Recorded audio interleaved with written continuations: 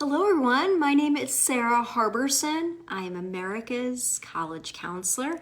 It's good to be back for this December Facebook Live. If you are new to my Facebook pages, I have Sara Harberson and also Admissions Revolution, where I post regularly my blog, tips, and also I try to do one Facebook Live a month for all of you. I also try to do Instagram Lives once or twice a month. I've got one coming up this Friday. So I like to do these because it gives families from all over the country, all over the world, to ask me questions about the college admissions process. And we often will have families and students and even counselors from all over tuning in to ask their question or just see how I'm answering those questions.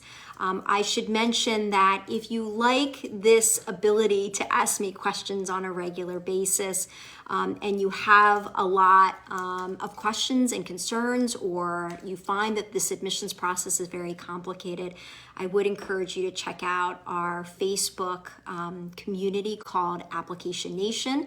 And we have a new group launching, and that will be launching in January. It is Application Nation Class of 2024. You can sign up for the wait list and get 20% off your first month's membership.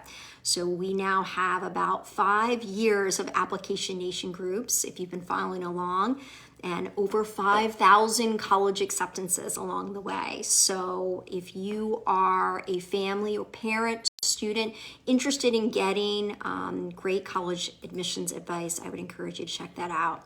But tonight is about answering some of the questions that are on your mind out there, no matter if you're a parent or a student or even a college counselor. And if you don't want to ask a question, you just want to mention where you're coming from or what year your high school student is in, I'm always happy to see that as well, to see where everybody's coming from. So let's start with that first question. And it's just a little covered up. Yeah, there we go. All right, first question. My son is applying to East Coast liberal arts colleges and is submitting a music supplement to each one for non-conservatory programs. In your experience, how does this benefit in the admissions process? So if you are not a high school senior or you're a parent of a younger student, you will notice that for some of the colleges, they allow optional information or optional materials, and sometimes they will permit an art supplement, and that could be a student playing their musical instrument, it could be a dancer performing, it could be a fine artist who provides their portfolio. What I have found over the years, both working on the college side of this process and the high school side, is that if you're not applying to a conservatory program, your best shot of getting that music supplement reviewed in the admissions process, that would be if you're listing music as your first major choice. And again, it would be in a liberal arts setting. It would not be a conservatory program, but that's usually going to increase the odds of the music department reviewing that music supplement.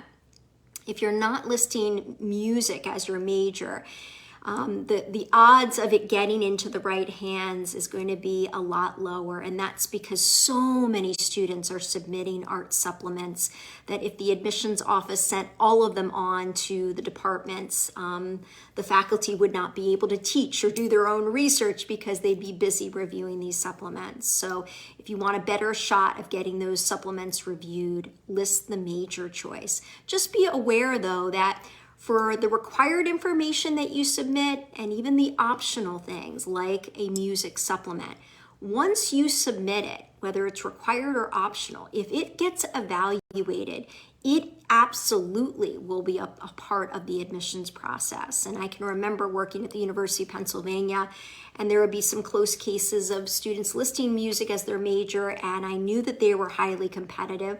I would send that music supplement off to the music department. If the music faculty said this student is a solid musician, but we see much stronger musicians on our campus. That was enough for the admissions committee at Penn to not admit that student. So just make sure if you're going to submit something like that, it's got to be really, really extraordinary.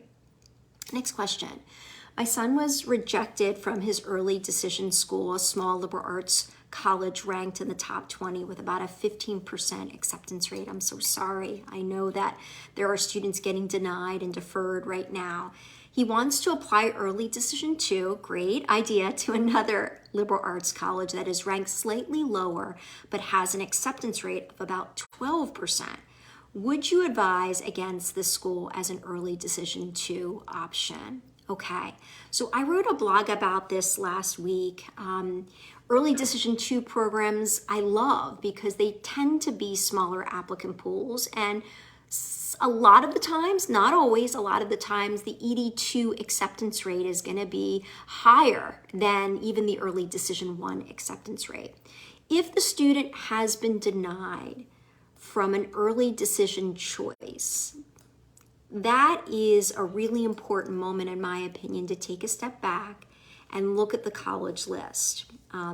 We know that these colleges are deferring a lot. So to get denied, to me, says let's look at the college list again to make sure that all the colleges are within reach, even if it is one of the students' reach colleges. But I often will recommend that if a student applies early decision 2, it should really be a college that is going to be a little bit more generous with their acceptance rate. So that one makes me a little bit nervous. I would say if you're going to go early decision 2, it probably should be a college with a higher acceptance rate than the college that the student applied to early decision 1. Next question, seminar class versus a mentorship class. High school senior year, which one to pick? Well, that's complicated because seminar and mentorship can mean different things at different high schools, right? So there is an AP class called AP Seminar that's usually offered in junior year. So my guess is that seminar might mean something different at your high school. The mentorship class sounds like, something where the high school seniors are role models or mentors to younger students in the high school. That definitely sounds like an elective class, and there's nothing wrong with taking an elective class. Oftentimes it leads students to majors and careers. That's okay as long as the 5 core classes are being covered already. I'd still want the student to take English, math, history, science, and foreign language senior year. And if they have room in their schedule, they could take the seminar class, they could take the mentorship class, but both of them sound like elective classes. So they could be wonderful teachers, wonderful classes, a great experience, but they both sound like elective classes, and we always want to prioritize those core classes first and foremost. Hi, Sarah. Is it more important in interviews to hammer home resume highlights or character highlights? I think it's going to, this is a great question. I think it's going to depend on who's interviewing you and what part of the process you're in. Okay, I'll give you an example. Great question. I don't think I've ever gotten this one. For a lot of the highly selective universities, if they offer an interview, and not every one of them offers an interview, a lot of times the interview is going to be through alumni volunteers. The alumni interviewer will contact the student, usually once the student has submitted their application. Here's the thing though, alumni interviewers have no access to the student's application. The most that they're going to know is the student's name, their contact information, maybe their high school and the major choice, or when they're applying, early decision, early action, or regular. So when you are meeting with an alumni interviewer, they don't know about your extracurricular activities. So I think it's important to highlight both. And I would say even if you're interviewing with an admissions officer through the admissions office, I think it's good to mention both.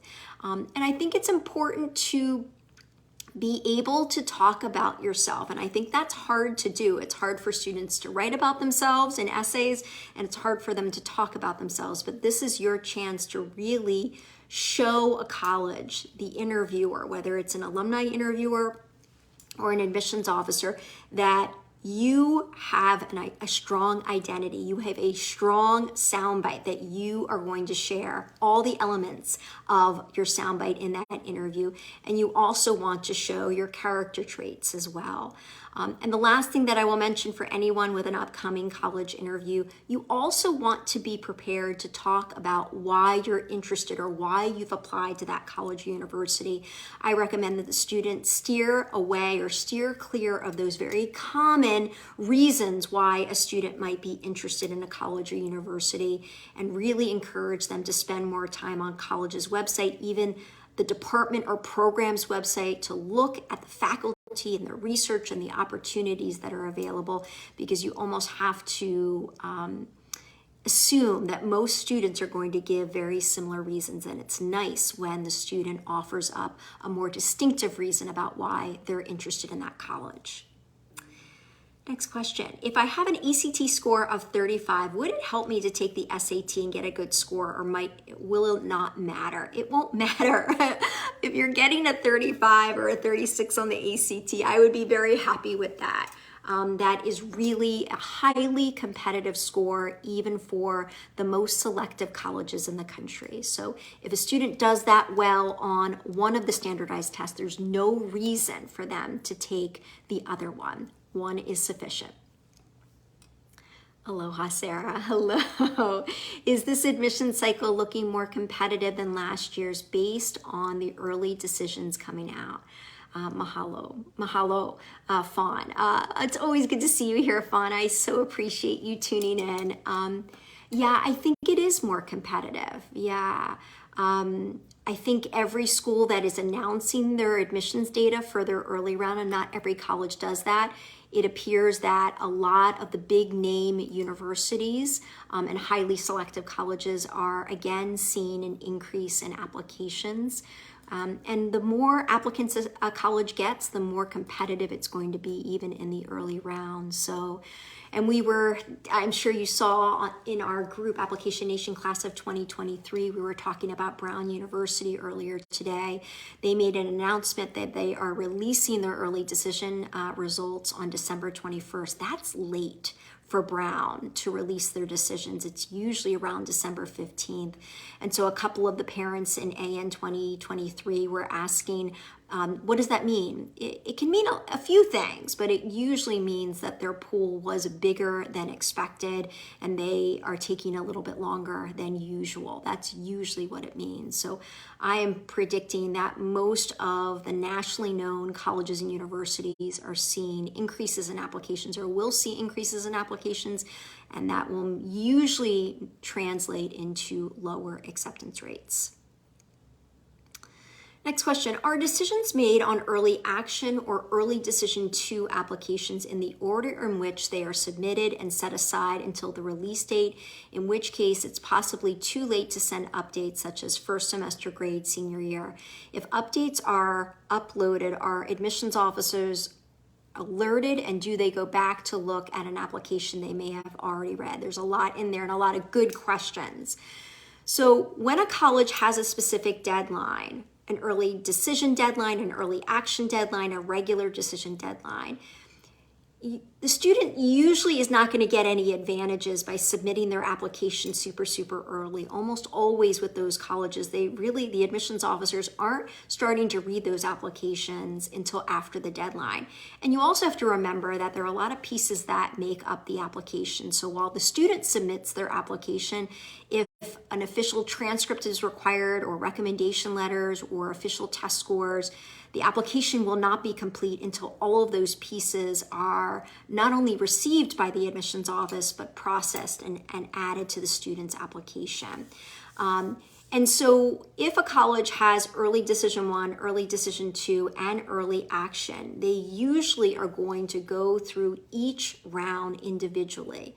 So usually they will do all of their early decision 1 applications and make decisions on them, and their sometimes early decision 2 and early action is usually happening around the same time. But I would say in terms of updates, most of the early decision 1 programs have released their decisions at this point, but a lot of the early action schools will not release their decisions until mid to late early, mid, and late January. So it's possible that if you have an update, it could be evaluated. And yes, everything is electronic. Admissions officers are reading applications online. The moment something is added to the student's application, the admissions officer is notified, because if any new information comes in that could affect the student's application, and chances they need to know that. Okay. My son was accepted into a few colleges. Awesome. One is his favorite, or a favorite. All the schools are sending notes every day to choose housing. When is the right time to make your final decision and commit? He's still waiting to hear back from his reach schools. All right. So if it's not an early decision program that the student was admitted to, the student is supposed to have until May 1st of their senior year to make a final decision. However, I hear every year of a number of mostly big public state universities that tend to put a lot of pressure on admitted students to send in their enrollment deposit, or at least send in a housing deposit. If the housing deposit is separate from the enrollment deposit, and you hear that it's important to send in that housing deposit to get better housing if the student were to enroll, I would definitely encourage you to do that. But really, the student should have until May 1st, and I would definitely want that student or your son to wait until he hears back from all of the colleges with active applications.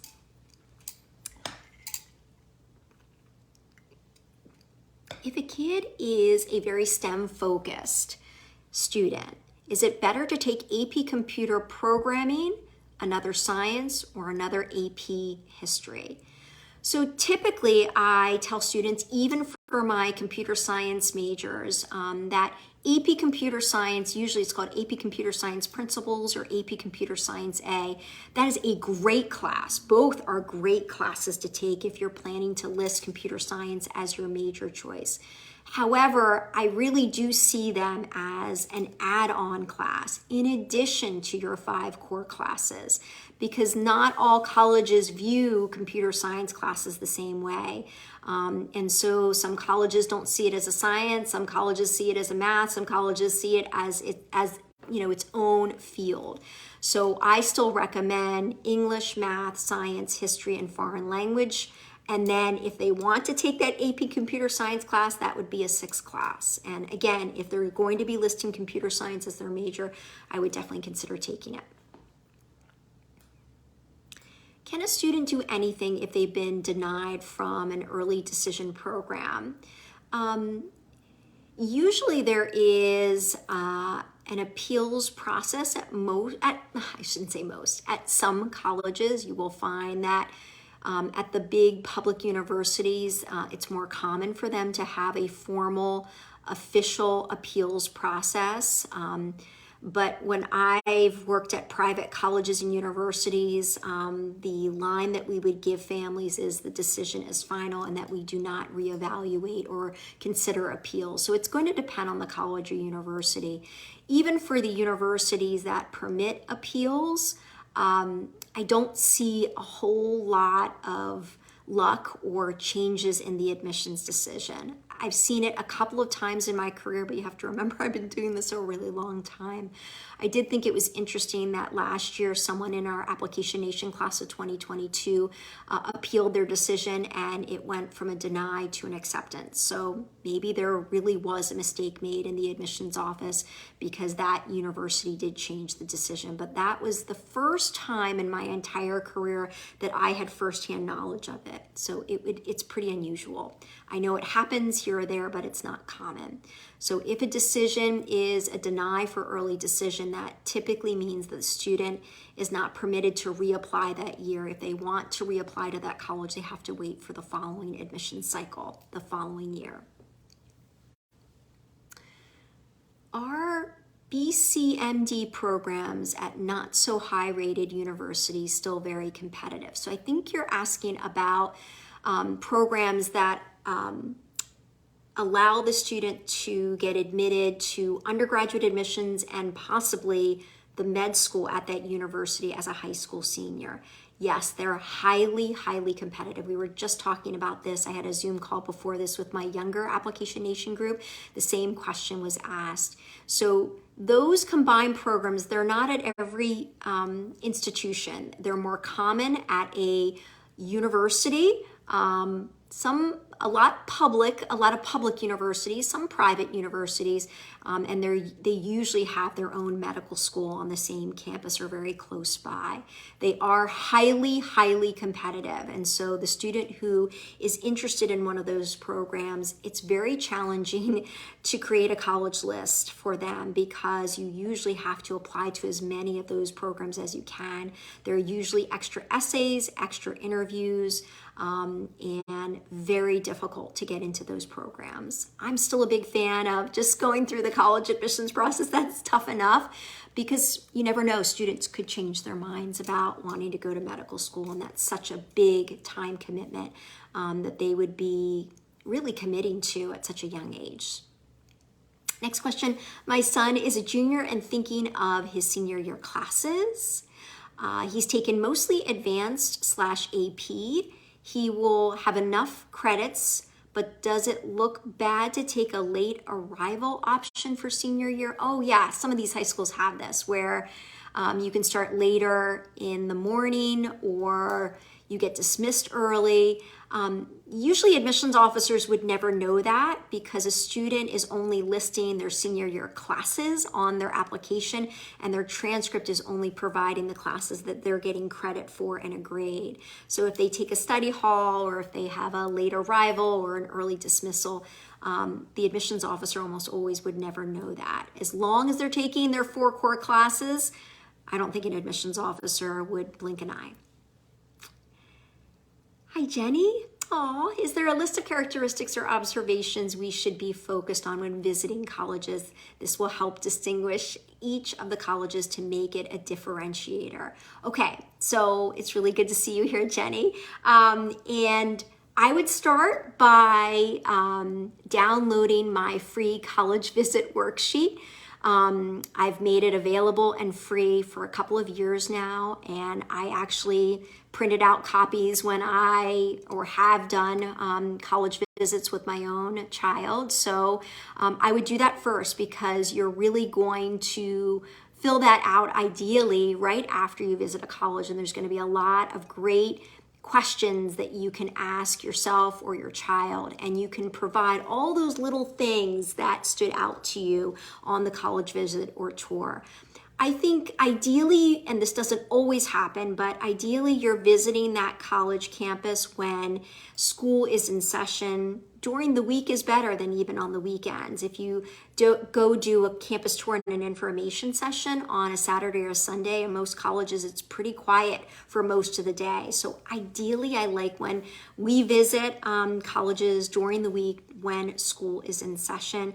And I think you can listen to the tour guide, you can listen to that admissions officer who's giving the information session, but in the end it's going to come down to how the student felt on that college campus. And even if your child doesn't want to fill out the college visit worksheet, what I would say is get in the car after the tour and the information session and ask your child what they thought.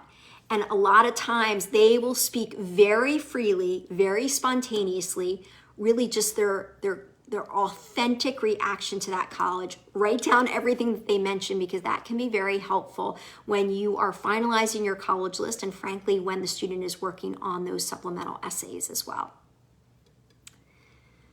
I just got a financial aid package from my daughter's early decision school. Can I appeal the expected family contribution that is based on institutional methodology? Is it much higher than the EFC based on the FAFSA? Okay, so the thing about early decision, if you're applying for financial aid, I definitely recommend families fill out the net price calculator or use the net price calculator on the college's admissions website first and foremost before you commit, because it's a big, personal commitment and financial commitment. If the student did that and it looks like the results of the financial aid package are not like they were on the net price calculator, that's a reason for the family to go back to the financial aid office and say, hey, we thought we were going to get this much by using the net price calculator, and then we got a lot less. So even if you had the same thing, the same award or same estimate in the net price calculator that you actually got for the financial aid award, there is usually a reevaluation process or an appeals process for financial aid, especially in early decision. These colleges that have early decision, they need early decision, and that's because their yield in regular decision or even early action, if they have it, is not as strong. So they would hate to lose a student who was admitted in early decision. So the first step is to reach out to the financial aid office and see if there are additional forms or additional materials that they can review, because oftentimes they don't want to lose the student because of financial aid reasons in early decision. Next question. My son had a packed summer last year. Hi, Artie. I recognized your name. He is a 2025 student, so application nation, class of 2025. Is it okay to work on a homegrown project, complete regions, and a week in a lab? Is that okay? He honestly needs a break. We moved countries, jumped into a new school, packed summer, needs a break before junior year. Yeah, summer is the time to do the things that high school students are not able to do. For some students, it could be getting a summer job. For some students, it could be taking a required class that they're having trouble fitting in during the academic year. And for other students, it could be they just need a break. So I'm not a huge fan on doing a lot of academic work in the summer if you can avoid it. And so, if he is able to do a homegrown project this summer, that would be wonderful. So this family definitely knows all my tricks and strategies and approaches to the college admissions process because they're in Application Nation. They probably read my book too because they're mentioning the homegrown projects.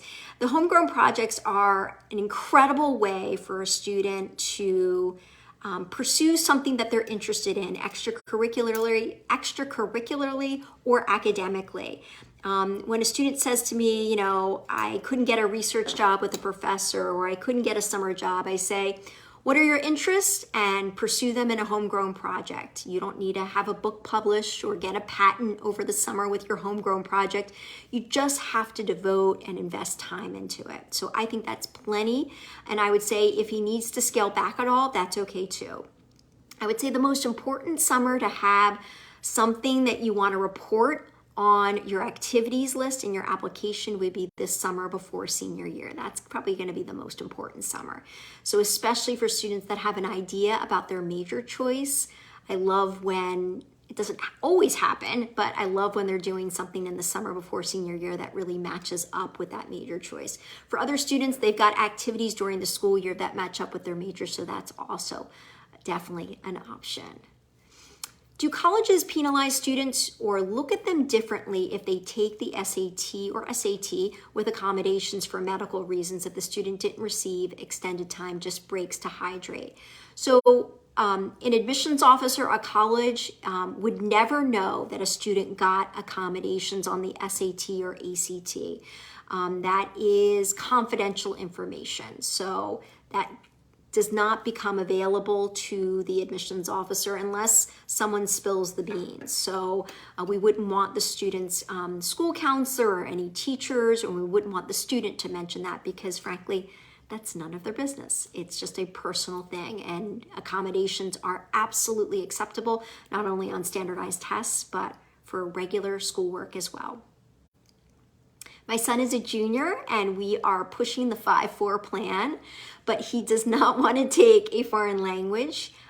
He's taken up to level 4 IB, level 5 IB is available. The teacher is not the best and he's not sure he will do well on the IB test. So this parent is referring to my 5-4 plan, and I have a blog about everything, including my 5-4 plan.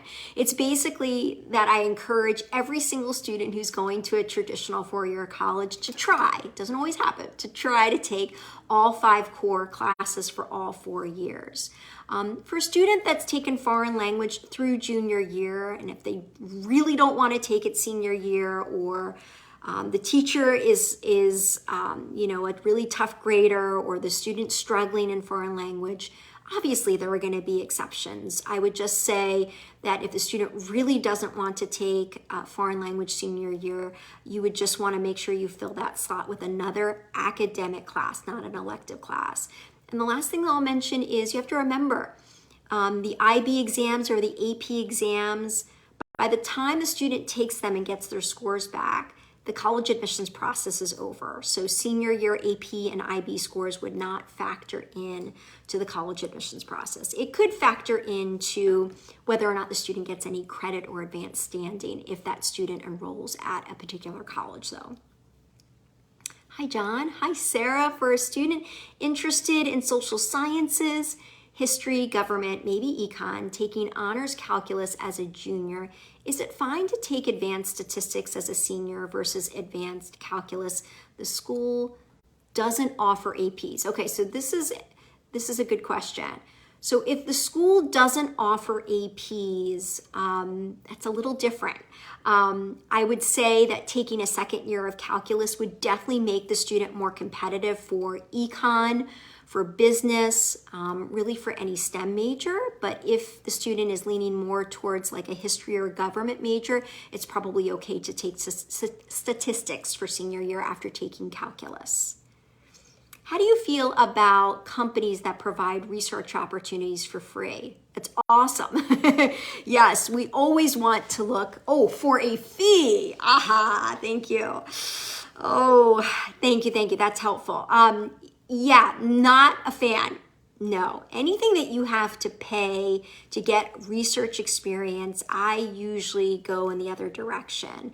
There are so many opportunities that a student can find free research at their local college or university, or they can do their own research, or they could do a research project with one of their high school teachers. So when you see summer programs that have a fee, or a summer research program, or a school year research program that costs money, you know, those programs are not going to be as respected as the ones that are fully funded or the ones that cost no money. Thank you for that.